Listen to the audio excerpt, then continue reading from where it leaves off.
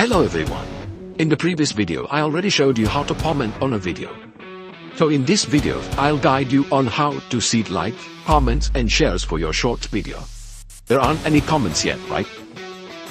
I'll copy this link and then I'll use the software.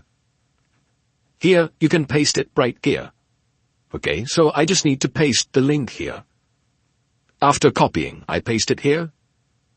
There you can set up the parameters just like I do. So, I'll set it to watch. Since this video is quite short, I'll have it watch for about 40 to 50 seconds. Let's make it 55 seconds. Then I'll set it to comment automatically. You can rewatch my previous tutorial video. There close the two curly brackets, then click on H here. There it will look like this, which matches the format separated by a dash as shown here.